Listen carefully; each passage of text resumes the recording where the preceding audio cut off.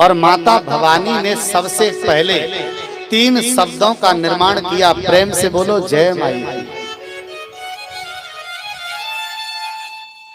कोई भी मंत्र आपने सुना, देखो जानकारी पालो, कोई भी मंत्र आपने सुना होगा, मंत्र से पहले क्या बोला जाता है? ओम बोला जाता है। भोजन करने के बाद डकार में क्या निकलता है? ओम निकलता है। आकाश में स्थित क्या है? ओम। शब्द ब्रह्म किसको कहते हैं? ओम। एक चीज और ध्यान में रखिए, यहां से घर जाएंगे आप और घर जाने के बाद भोजन करना, भोजन करने के बाद एकांत में बैठ जाना, एकांत में बैठने के बाद दोनों कान में उंगली डालना और अंदर की आवाज को सुनना। आप चाहे पापी हो या धर्मात्मा हो, अंदर से भी ओम की ध्वनि सुनाई पड़ेगी।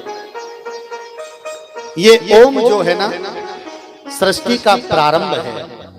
तो माता ने सबसे पहले ओम शब्द का निर्माण किया, या यूं कहें कि सृष्टि का सबसे पहले शब्द ब्रह्म ओम का निर्माण।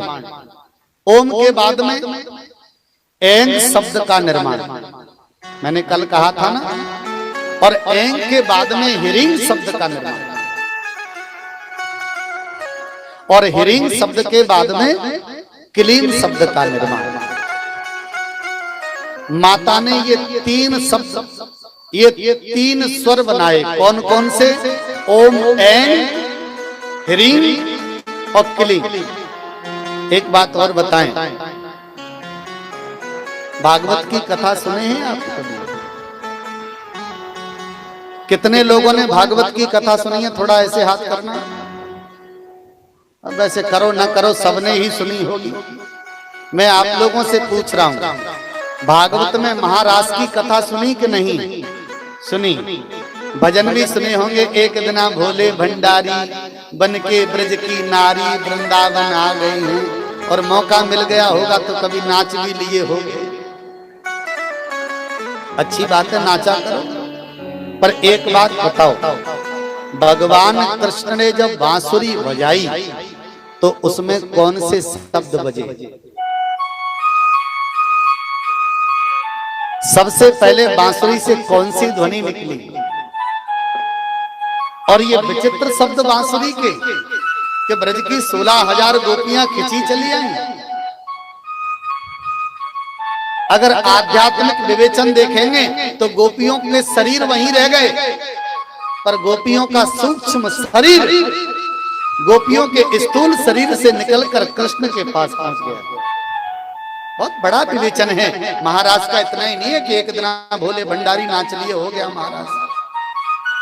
आपका सूक्ष्म शरीर परमात्मा से जब तक नहीं मिलता तब तक महाराज नहीं होता। प्रेम से बोलो जय माई की। तो जानकारी दे दूं आपको, सबसे पहले बांसुरी में ओम शब्द बजाया। ओम शब्द से क्या हुआ? बोले ओम शब्द से प्रकृति का वातावरण शुद्ध हो गया। एक मैं निवेदन करना चाहूंगा आप लोगों से,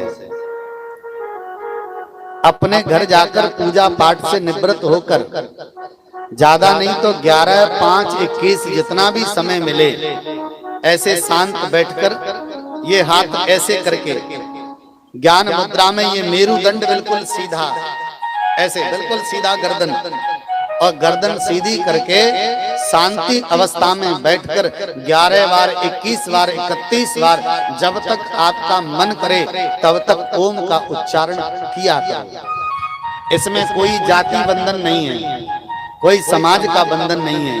और एक बात और बताऊं, लंबा खींच कर किया करो। ऐसे नहीं कि ओम ओम ओम, ऐसे नहीं, कोई डर जाएगा। बढ़िया आनंद से अंदर से आवाज आनी चाहिए, जैसे ओ, जितना लंबा खींच सको इसको। आप लोगों ने फिजिक्स पढ़ी है? देखो मैं कथा को भौतिकवाद से जोड़कर चलता हूं। फिजिक्स में वाइब्रेशन का बड़ा महत्व है। आपको देखो कथा में फिजिक्स से जोड़कर दिखाऊं, जब आप मेरुदंड को सीधा करके ओम शब्द का जाप करेंगे तो आपके माइंड में वाइब्रेशन पैदा होगा और जो तुम्हारी दिमागी कोशिकाएं हैं उनकी एक्सरसाइज यानी व्यायाम होता है। और जिनको थोड़ा बहुत सरदर्द होता है ना, हमेशा के लिए समाप्त हो जाता है इसी से। जिन्हें क्रोध आता है उनका क्रोध ओम के जाप से चला जाता है। जिन लोगों को दिमाग में बहुत टेंशन रहता है वो ओम का जाप करें और आनंद की अनुभूति करें। एक बात और सुन लीजिए, ज्यादा से ज्यादा जब ओम का जाप करेंगे तो संसार में बड़ा आनंद महसूस करने लगेंगे आप लोग। इसलिए ध्यान से सुनिएगा। सबसे पहले ओम का जाप करिए जिससे तुम्हारा दिमाग शुद्ध हो, तुम्हारा हृदय शुद्ध हो, तुम्हारा शरीर शुद्ध हो। जब ये शुद्ध हो जाएंगे तो उसके बाद ऐं ह्रीं क्लीं इन 3 बीज मंत्रों का जाप करिए। इन 3 बीज मंत्रों का आप जाप करेंगे तो आपकी आत्मा परमात्मा का दर्शन करने के लिए सामर्थ्यवान हो जाएगी।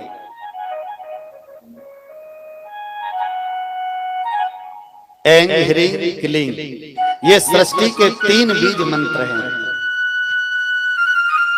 आप यूं कहें कि ये सृष्टि की 3 शक्तियां हैं। ऐं ह्रीं क्लीं ही महालक्ष्मी, महाकाली, महासरस्वती है। आप यूं कहें कि ऐं ह्रीं क्लीं सतोगुण रजोगुण तमोगुण है। आप कहें तो ऐं ह्रीं क्लीं ही ब्रह्मा विष्णु महेश है। आप कहें तो ऐं ह्रीं क्लीं ही पृथ्वी स्वर्ग और पाताल है। प्रेम से बोलो जय माई की। एम शब्द का उच्चारण आपकी आंतरिक आत्मा को शुद्ध करता है। ह्रीं विकारों को दूर भगाता है। क्लीं आपका हृदय पावन स्वच्छ करके परमात्मा से मिलने लायक करता है। ध्यान में रखिए, ये 3 शब्द कब आपके हृदय में अच्छे लगेंगे? जब आप ओम ध्वनि के साथ में, ओम की ध्वनि के साथ में अपने हृदय को पावन बना लोगे तब।